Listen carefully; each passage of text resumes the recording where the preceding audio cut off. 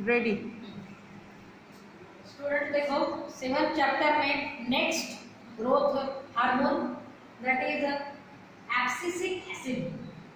On this the question same like write note on abscisic acid, general and then effects and application. There is a separate question. Now see the pattern of marking is also same as before this. Now listen, the abscisic acid is also called as ABA in short, and it is the growth inhibitor. हे लक्षात घ्या, specially growth inhibitor. It is not growth promoter. It is not growth regulator. Growth hormone growth के लिए कौन सा काम करता है कि इनहिबिट करने वाला, मींस ग्रोथ को मारने वाला. तो बहुत से पॉइंट ऐसे मिलेंगे कि आपको ऑक्सिन, गिबरेलिन, साइटोकाइनिन और इथिलीन में जो मिले पॉइंट्स उसके अपोजिट पॉइंट्स यहाँ रहेंगे. तो आप लोगों का कंपैरेटिव स्टडी करेंगे तो आपको ध्यान में आ जाएगा कि बहुत से पॉइंट्स हैं उनके साथ ये क्या है, डिफरेंशिएटिंग है. तो देखिए it is natural growth inhibiting hormone, ये ध्यान में रखना है क्योंकि एक आध बार ऐसे क्वेश्चन पूछा जा सकता है कि right note on the growth inhibitor और ग्रोथ इनहिबिटिंग हार्मोन. एबीए का नाम नहीं दिया रहेगा, एब्सिसिक एसिड नहीं लिखा रहेगा. तो आपको ये मालूम करना है, तब तक खुद को ध्यान रखना है कि कौन सा इनहिबिटिंग हार्मोन है, तो आप लोग बराबर इसके लिखोगे. नहीं तो यही नहीं ध्यान में रहा तो आप लोग क्या करोगे, उल्टा कर दोगे. इसलिए ये ध्यान में रखना है which is promoter, which is regulator, etc. Now see the Karls and Edicott only observed the shedding of cotton balls. आप लोगों के देखे होंगे कि कॉटन के फूल जो लगते हैं उसके बाद उसमें जो कपास बनता है उनको बोलते हैं कॉटन बॉल. ये अपने आप शेडिंग मतलब कलरिंग हो रहा नहीं, शेडिंग मतलब गिरना, अपने आप गिरना, ये देखा उसने. तो उनको ध्यान में आया कि कुछ तो भी है. उन्होंने जो केमिकल ढूंढे उनको ऑक्सीजन 1 एंड ऑक्सीजन 2 दो तरह के केमिकल दिखे. वो very isolated a substance from birds of Acer. Acer ये एक ऐसा प्लांट है जिसको बोलते हैं deciduous plant. Deciduous plant means जिन प्लांट्स के साल में एक बार पूरे पत्ते और गिर जाते हैं और फिर नए पत्ते आते हैं.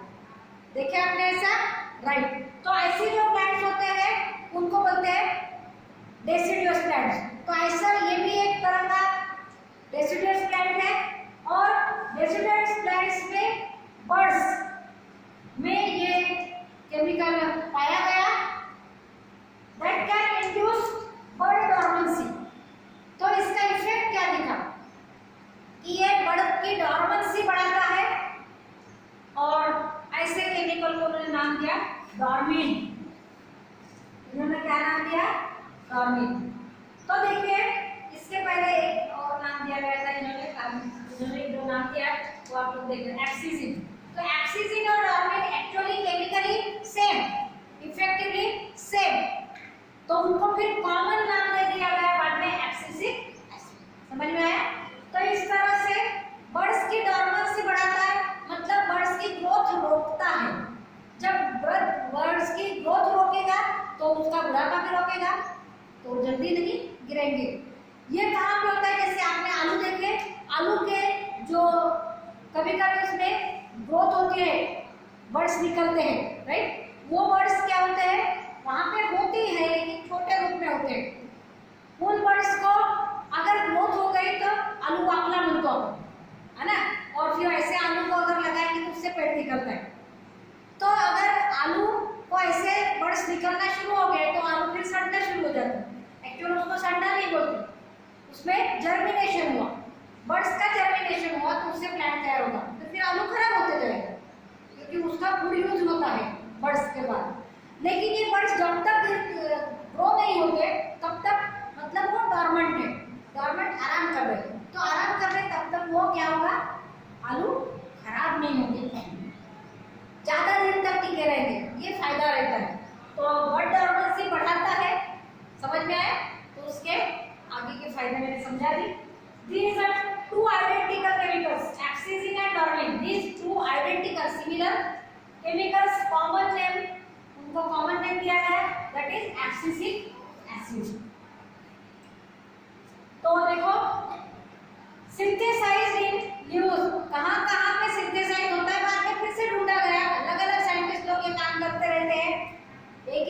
सब काम नहीं करता, अलग अलग देशों में, अलग अलग एरिया में अलग अलग एक ही विषय पर काम करते रहते हैं।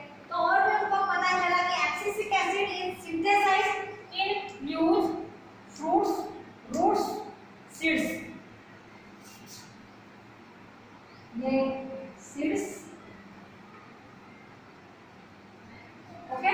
तो इस तरह से लीव्स में भी मिलता है, फ्रूट्स में भी मिलता है, रूट में भी मिलता है, सीड में भी। ये क्या काम करते हैं आगे दिखाई देगा। Chemically it is a 15 carbon sesquiterpenoid, sesquiterpenoid. ये केमिकली नाम है, उसके प्रोनाउंसिएशन अलग अलग आ सकते हैं, उसका कोई विशेष नहीं। तो ये नाम याद रहा तो ठीक, नहीं तो 2 मार्क के ऊपर इसके ऊपर क्वेश्चन नहीं आएगा, आपको ध्यान रखना है। सिंथेसाइज्ड फ्रॉम मेवेलोनिक एसिड, इसके पहले भी मेवेलोनिक एसिड से कुछ केमिकल तैयार होता है, वो आया है।